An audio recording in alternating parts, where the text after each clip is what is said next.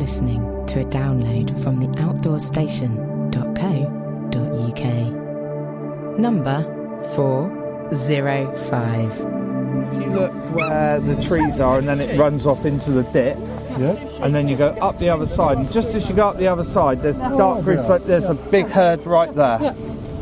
You got them. Cool, there is some nice stags in that other group. Now, if you look back at that other group, you can really see some good antlers on the deer behind there. My name's Richard Eales. I'm one of the rangers for Exmoor National Park Authority. There's some really good stags at the back of them. Yeah.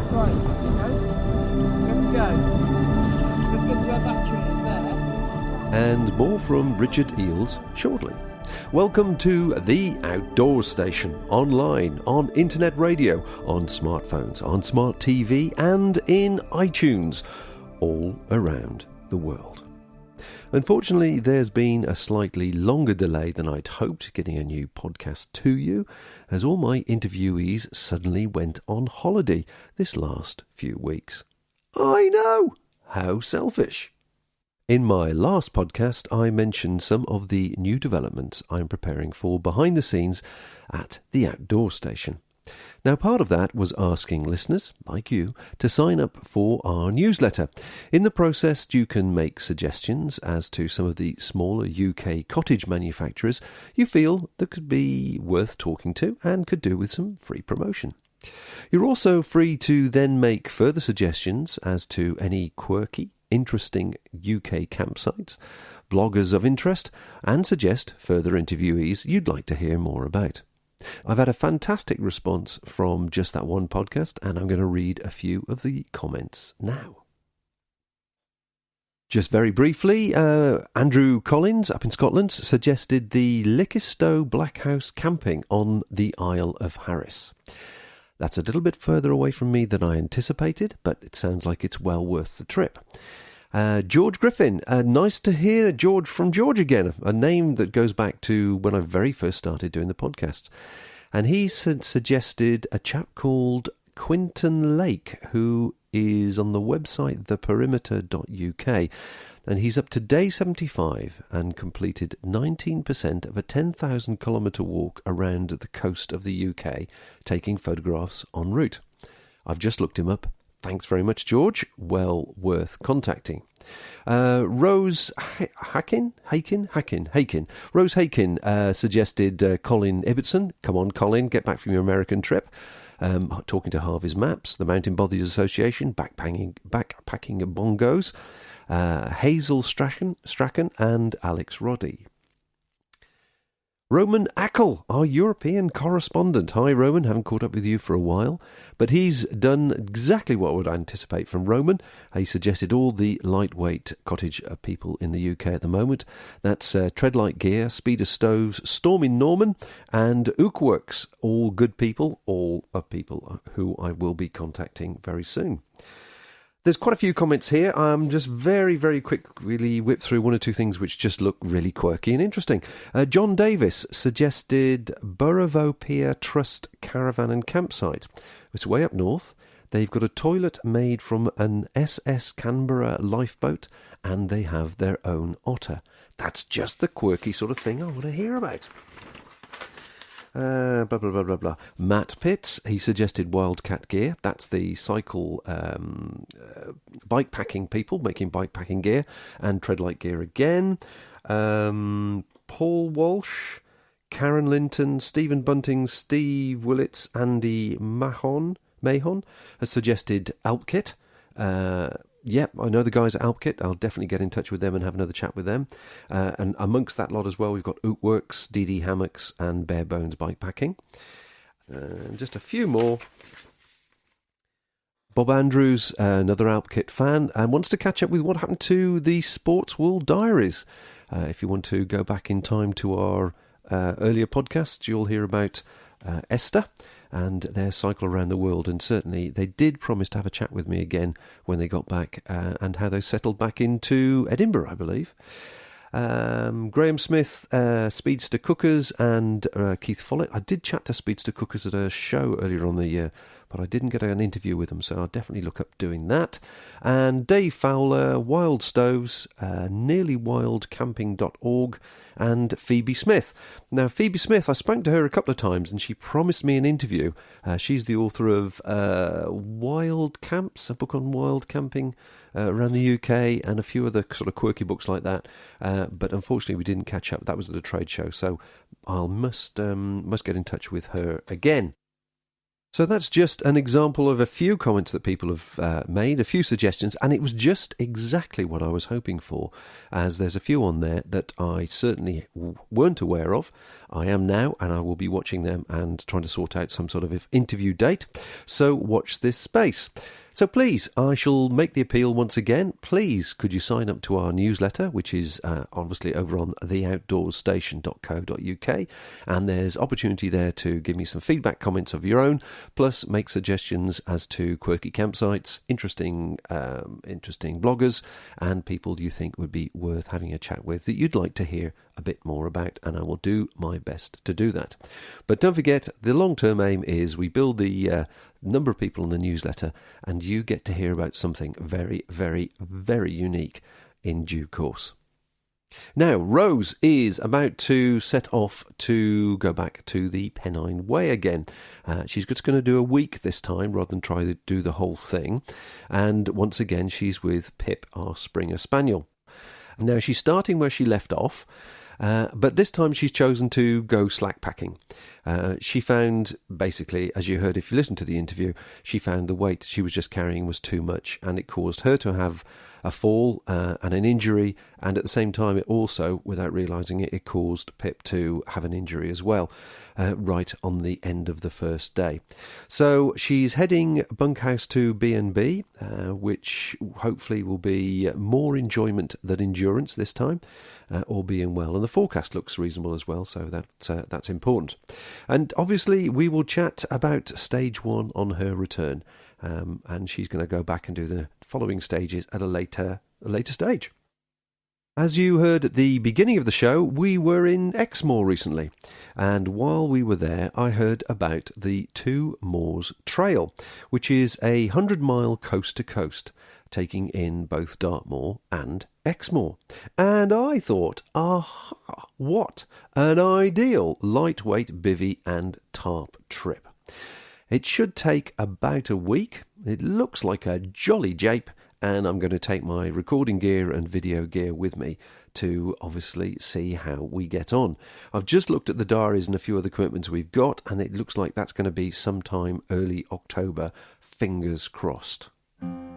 Okay, so now let's rejoin Richard Eales, the ranger on Exmoor National Park, when he took us and several others on a deer walk a couple of weeks ago. Afterwards, we chat further about what his job as a ranger actually entails. Kind of jumped in to take over, really, and I'm sorry I've had to move it all. But what I thought we'd do instead is have a little walk up around behind us here, which is Durden. Looks out over X-Plain and down into Tang's Bottom and out over quite a bit of the Exmoor Forest, i.e. here as well. And what we normally do on this walk, we can have a little talk about everything, be it the Myers project that's currently going on, i.e. the re-wetting of the moor, but also it's predominantly a deer walk. So yeah, what we normally do on this one is have quite a good look at some of the deer, because what it tends to be is where people go for their general walks on Exmoor, you see the female deer, the hinds, and everyone wants to see the stags with their big antlers and all that.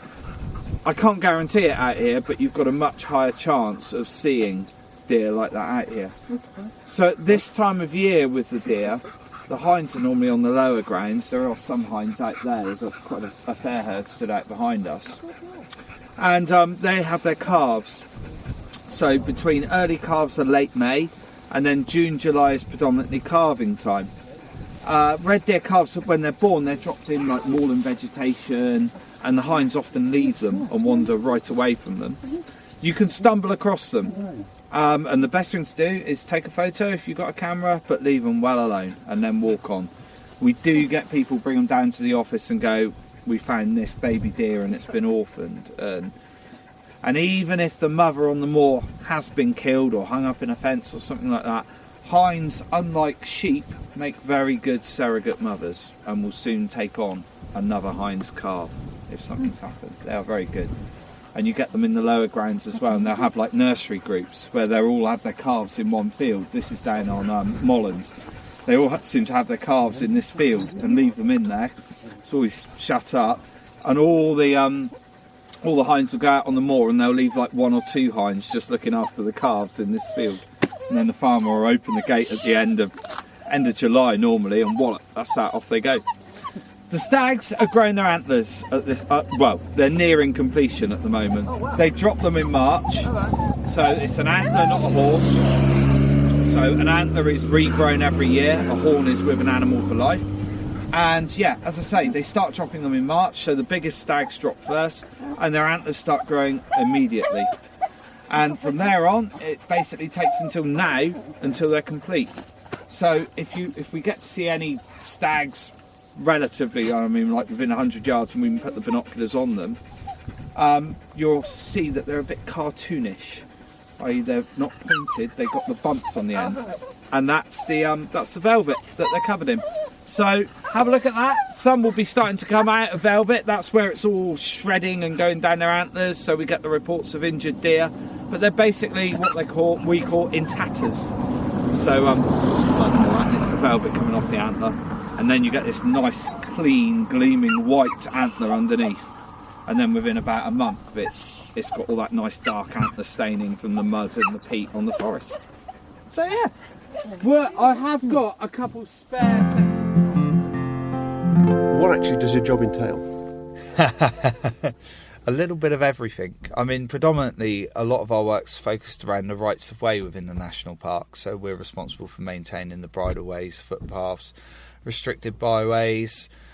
So yeah, a lot of footpath work, a lot of landowner negotiation, dealing with contractors. We're also lucky enough to have our own in-house team.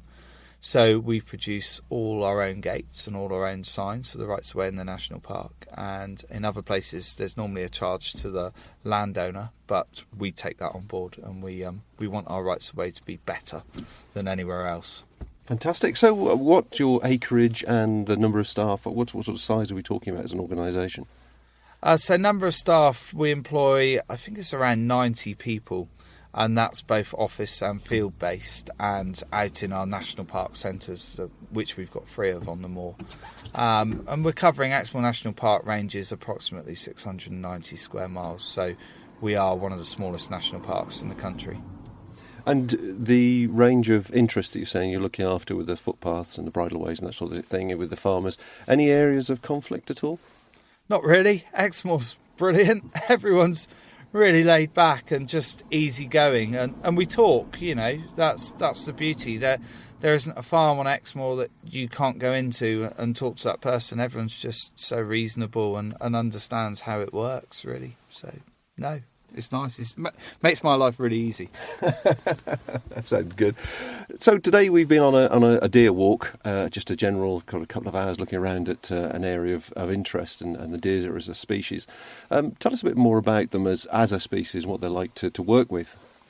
To work with, well, I mean, basically on Exmoor we've got about 4,000 red deer within the Greater Exmoor area, and within that there's the Exmoor and District Deer Management Society that predominantly concentrate on the deer numbers, checking we've got a healthy population. The National Park Authority work with them to monitor the deer. We've commissioned various studies of the deer in that respect, just so we can understand them. From a day-to-day sense, it's deer feature highly as a focal point for both myself and for a lot of the people of Exmoor. You know, we still have exempt hunting carried out by Devon and Somerset Staghounds, but that's just one thing. So that's a very social side of the deer. It brings people together at the hunt meets. People are also obsessed with picking up antlers during the spring months as well, so the deer are followed quite a lot then, and their antlers are picked up. And then quite a few people who hunt also pick the antlers up and also like to do a lot of deer photography.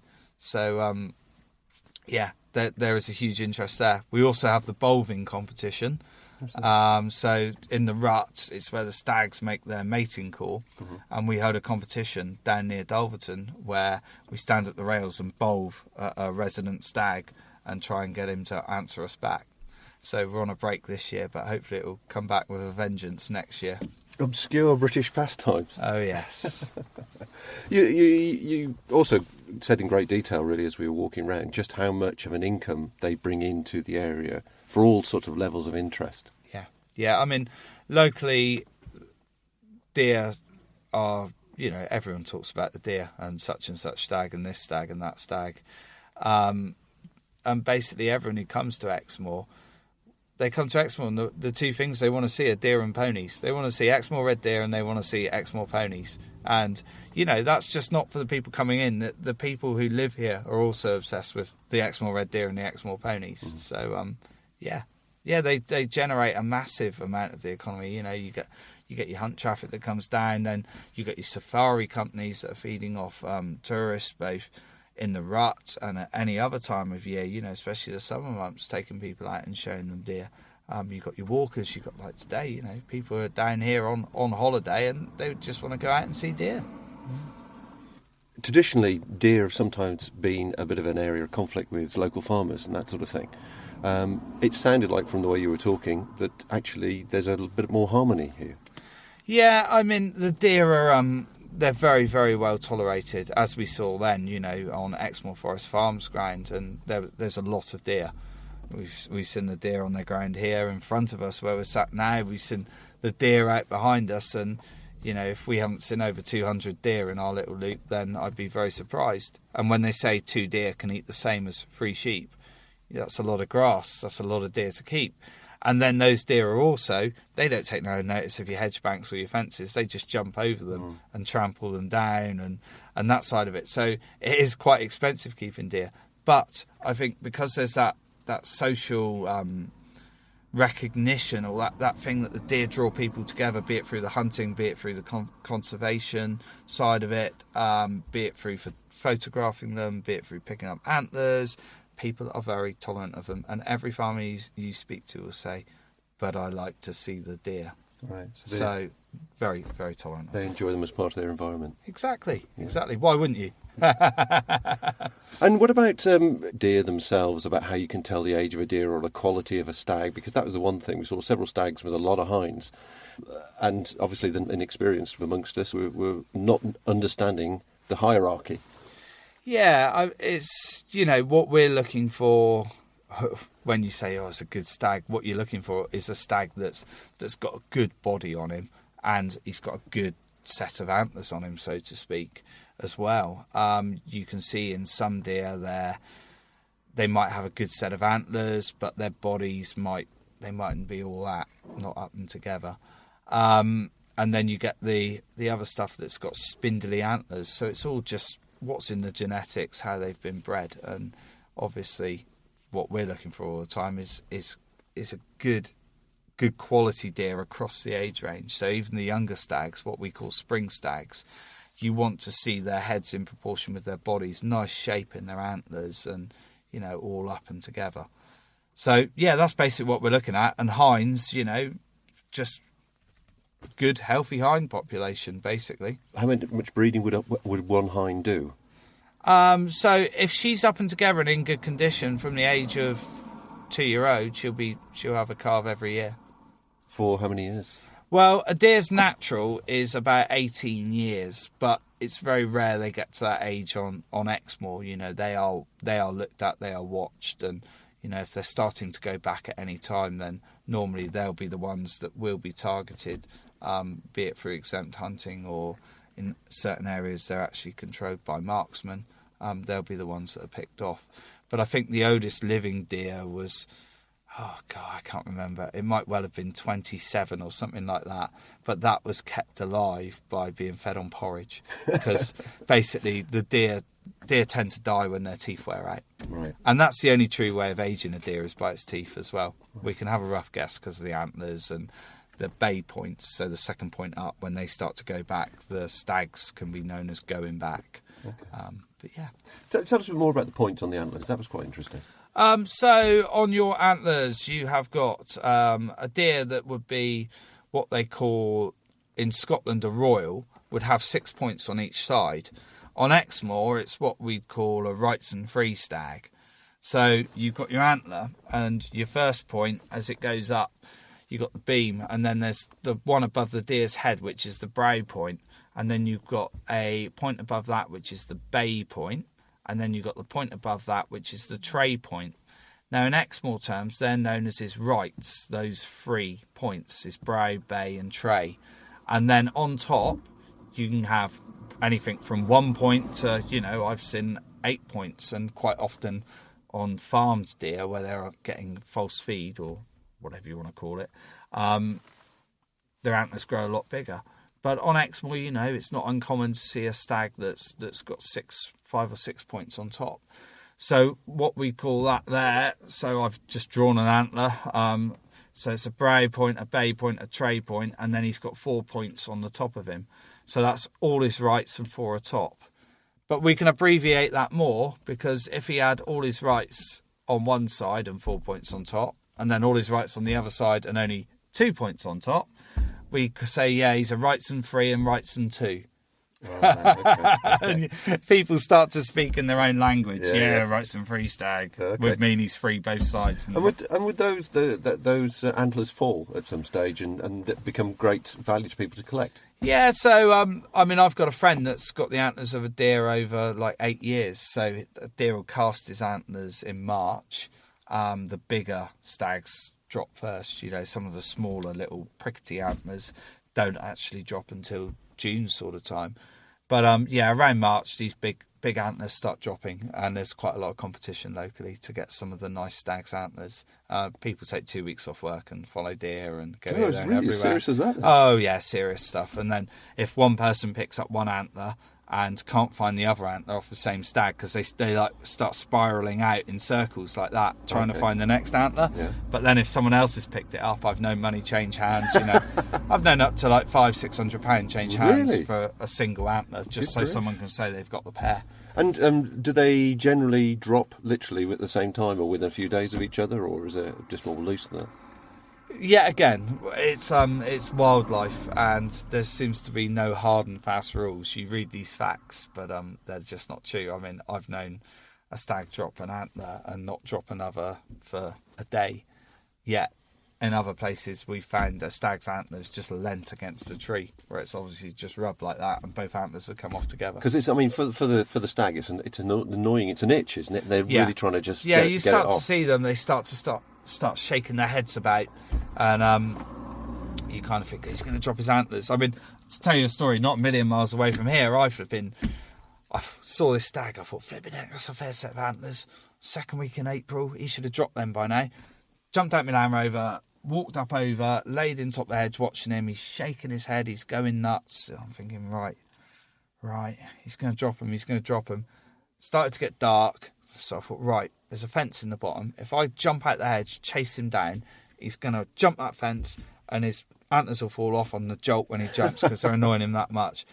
So yeah, I jumped up out the hedge, ran out into the field, flipping. He ran down, jumped the fence, went up over the next coombe with both antlers still on his head. So you see him doing that.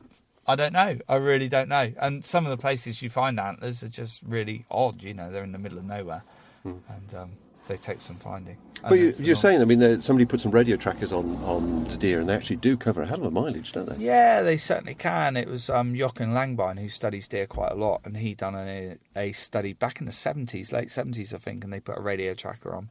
And I think that deer on there had covered something like 50-odd mile in a directional line. So God knows, he was going off towards Dartmoor. So something had dragged him off down there. But you quite often find deer know where they're safe as well. So if they're getting poached or shot at heavily around the outskirts, they'll bunch up onto a bit of ground that they know they're safe and looked after on. And they're obviously not stupid animals, because you were saying they recognise when there's a hunt going on, and they recognise the different hounds that are involved. Tell me a bit more about that. Yeah, it's just what I've observed over the years. You tend to notice it's almost like stags know when it's hind season, and hinds know when it's stag season. and they all know the difference between a foxhound, a harrier, and a staghound. And where we've just walked out around there's a herd of, well, however many stags in behind the foxhound kennels, and those hounds come out the back and into that field to exercise, and those deer don't even move. They'll just stand there and watch them go on through the field, and that's that. So they know. They're not stupid. One thing I did find interesting, you were saying that back some time ago now that they bred or brought in some bigger deer from Germany. Yeah, so this was years and years ago. I'm not exactly sure of the dates. I'd like to say it was like late 1700s, early 1800s. It was certainly that quite a long time ago. And they introduced some German blood into our stags to try and up the size and quality of them. So, there's actually a head in the Devon and Somerset Staghound kennels of one of those deer, and it's big. It's very, very big. But I do think we are back up to that sort of size now. You know, there's been some good management of the deer on Exmoor, and we have got some nice big stags kicking about at the moment. And you mentioned the numbers as well when we were first talking about the numbers of deer that you've got. Yeah, so we're basically the Exmoor District Deer Management Society organise a deer count every year. Charles Harding's like the main organiser, and it's all split into areas, and we take in the Greater Exmoor area. And we're looking at about 4,000 deer, and that's just a little bit wider ranging than the national park, but only slightly. And that's all split down as well. We know how many hinds we got, how many prickets we got, how many spring stags, so younger stags, and how many autumn stags, so the bigger, older stags we've got as well. So, some people say, oh, it's a count, it's only a visual count, and it might not be that accurate. But I think the important thing is it's been consistent. It's been done for a number of years. I think they first started back in 91 with it. I'm not sure. But it's been consistent. The areas have been consistent. The people going out counting them have always been the same, So it's like with any of those things. It does give you a very accurate trend of what the deer population is doing, even if you're not seeing all the deer. And it's a good number. It's the right number for the area. I think so, yeah. Yeah, people know what the right number is because they're happy to house them on their ground before it gets out of hand. So if you're not getting that many complaints, I think all is well.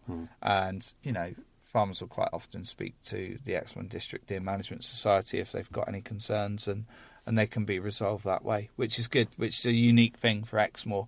We haven't got people saying, oh my God, I'm at my wit's end with this, and just getting someone to come in and shoot out a bit of ground. It's not what we want, and hence why we got that interest in the deer.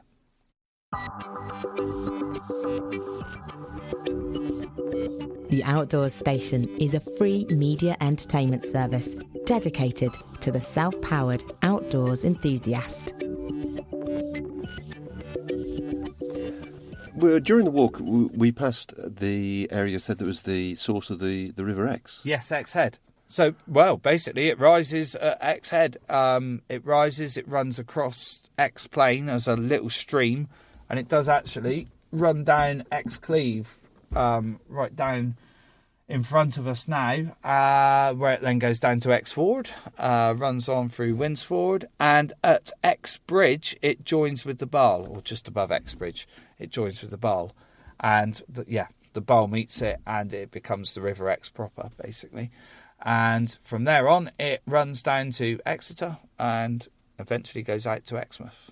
But there was a lot of work, you're telling me, involved in the sort of marshland area to improve the quality of the water, and it's affected the actual river and then the salmon ultimately in the rivers. Yeah, there's quite a lot. They're calling it upstream thinking. So there's quite a lot going on at the moment. We've got this Headwaters of the Exe project, which is to try and minimise pollution and runoff going into the river, as well as the silt that's going in with it. You see all this brown water going in.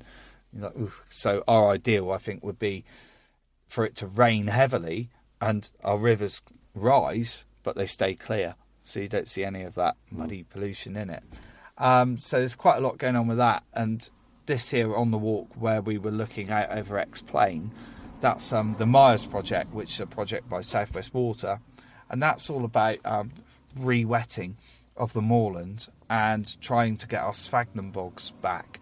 So they were actually blocking the ditches that were dug years and years ago, back in the 50s, when a lot of moorlands were ploughed or drained. So it's blocking those ditches with heather bales and allowing the sphagnum bogs to recollocate there.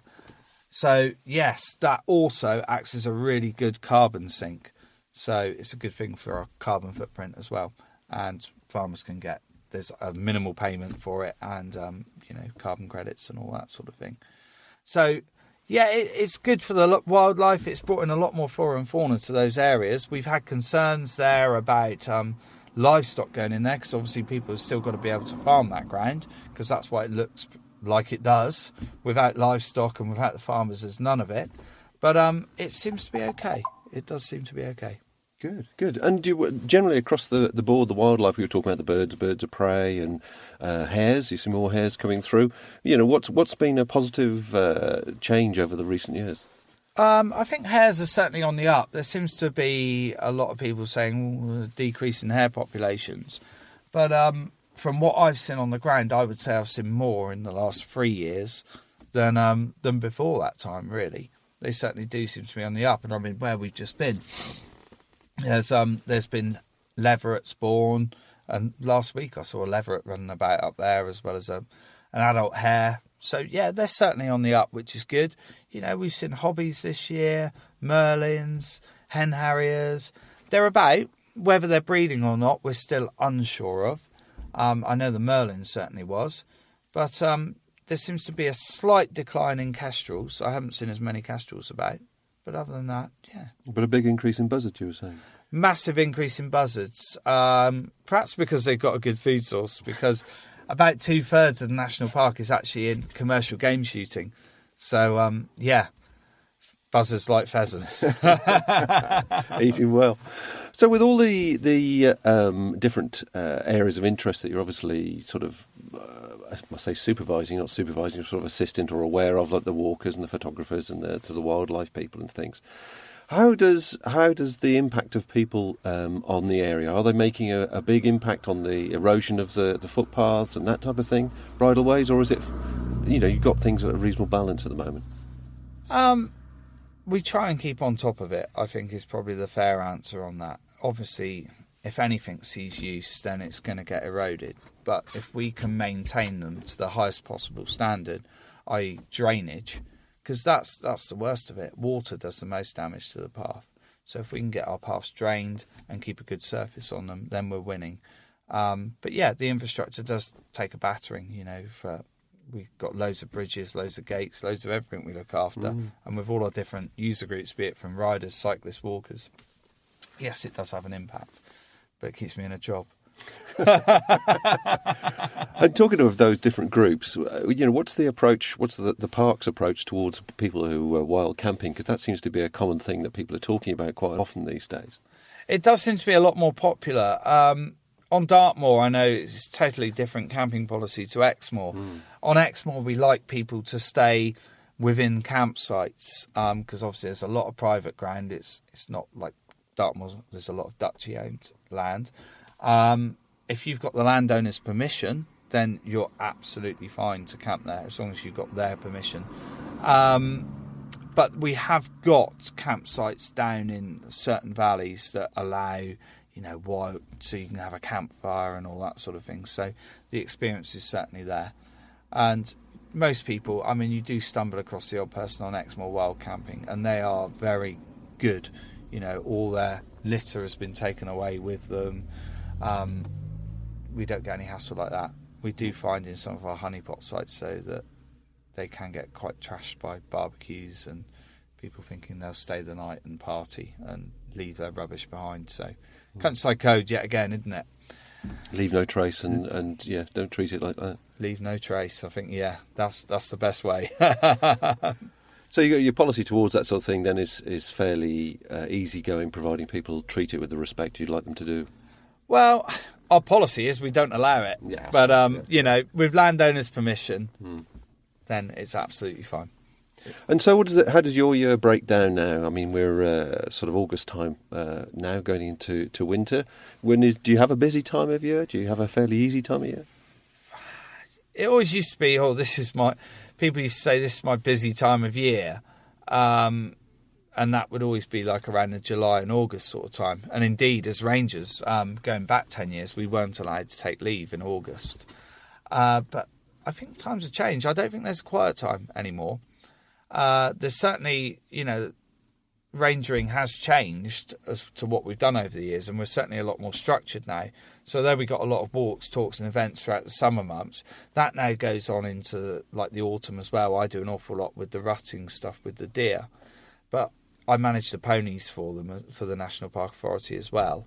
And that's a year-round thing. We start all our path surveys because every single path in the National Park is walked once over 2 years. Wow. So we do half the parishes 1 year, half the parishes the next year. And that's just for path conditions, so we know what furniture we got, so we know what signs we've got, and just a team of rangers hit the parish and try and sort every issue out in that parish on a Gosh, I mean, that's an epic task in itself. How Massive. many miles of paths have you got? I knew you'd ask me that. Lots. Yeah, it's over 1,000 kilometres of paths is what we're responsible for managing in the park. So, yeah, absolutely massive. And once we've done all that, we then go back and we have to update on a mapping system, like the path surface, the path width, what gates we got, the size of the gate, what signs we got, the wording on the signs, We have to inspect all our bridges, all that information goes in, so we know exactly what we got on our path infrastructure. Well, all our listeners to the Outdoor Station generally are very countryside aware and leave no trace and have great appreciation for their surroundings. But is there anything from your point of view as a warden in this area that you'd like to pass on to people who are coming or thinking of coming to this area for a good walk and a good appreciation of the surroundings around them? Oh, it's great. Come on down. It's a cracking place. Exmoor's very lucky because we've got a bit of everything. Some moorlands have just the high tors and rocky crags and all that. Well, we haven't really got tors, but what we have got is nice rolling countryside from in-by grounds to open moorland, running out to coastal heathland, and then we've got coastal woodland, and we've got some cracking little beaches and some cracking views as well. What I would say is, if you're out and about walking, don't rely on the next person to shut the gate. Please just shut the gate. That's probably our biggest headache, people not shutting gates. Bizarre, isn't it? Such a simple thing to do, and yet it causes so many headaches for the rangers. Right, that's me back in the podcasting saddle once again. My thanks to Richard Eales from the Exmoor National Park for his contribution and taking the time to have a chat with me. Please, please, please sign up to our newsletter. I know it's early days, but you will miss something very exclusive when the time comes if you don't. Okay, so now this weekend I'm off to run Rose up to Crowden in Yorkshire to wave her and Pip the dog on their way. And with that, this final thought. Remember, everywhere is within walking distance if you have enough time. Bye for now. Thank you for listening to this podcast. To hear or see more from our extensive free library, please visit theoutdoorstation.co.uk.